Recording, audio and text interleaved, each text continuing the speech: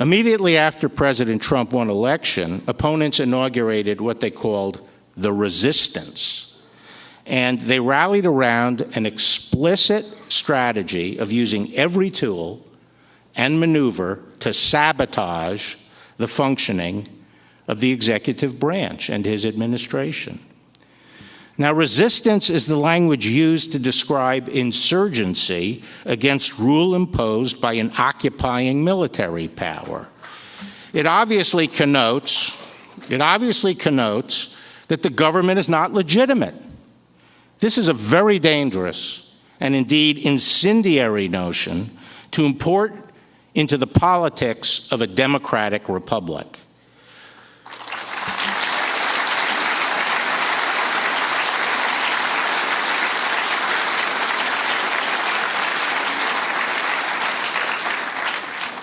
What it means is that instead of viewing themselves as the loyal opposition, as opposing parties have done in this country for over 200 years, they essentially see themselves as engaged in a war to cripple by any means necessary a duly elected government. A prime example of this is the Senate's unprecedented abuse of the advice and consent process. The Senate is, of course, free to exercise that power to reject what it deems to be unqualified nominees. But that power was never intended to allow the Senate to systematically oppose and draw out the approval process for every appointee so as to prevent the president from building a functional branch of government.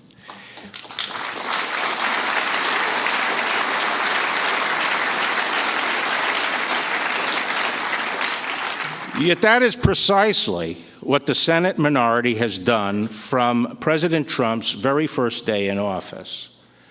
As of September of this year, the Senate has been forced to invoke cloture on 236 Trump nominees, each of those representing its own massive consumption of legislative time meant only to delay the inevitable confirmation. How many times was cloture invoked on nominees during President Obama's administration? 17 over 8 years. And how about the second President Bush's first term? 4 times. It is reasonable to wonder whether a future president will actually be able to form a functioning administration if his or her party does not hold the Senate. Now, Congress in recent years has largely abdicated its core function of legislating on the most pressing issues facing the nation. They either decline to legislate on major questions, or if they do, they punt the most difficult and critical issues by making broad delegations to a modern administrative state that they increasingly seek to insulate from presidential control. This phenomenon first arose, as we all know, in the wake of the Great Depression, as Congress created a number of so-called independent agencies and housed them, at least nominally, in the executive branch. More recently, the Dodd-Frank Act's creation of the CFPB, a single-headed independent agency that functions like a junior varsity president for economic regulation, is just one of many examples. Of course, Congress's effective withdrawal from the business of legislating leaves it with a lot of time on its hands. And in the pursuit of this choice of how to pursue, what to do with all this time, they have decided, especially the opposition party, to drown the executive branch with oversight demands for testimony and documents. Now, I don't deny that Congress has some implied authority to conduct oversight as an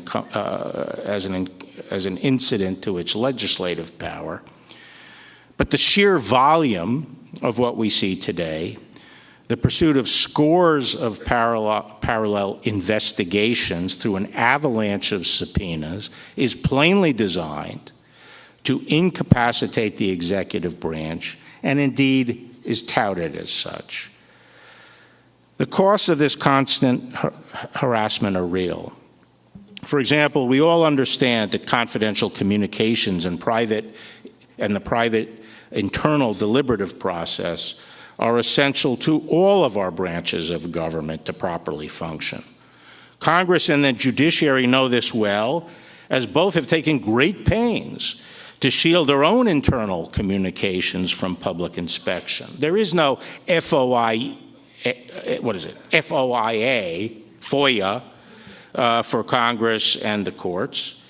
Yet Congress has happily created a regime that allows the public to seek whatever documents it wants from the executive branch at the same time that individual congressional committees spend their days trying to publicize the executive internal deliberations. That process cannot function properly if it is public, nor is it productive to have our government devoting enormous resources to squabbling about what becomes public and when, rather than doing the work of the people.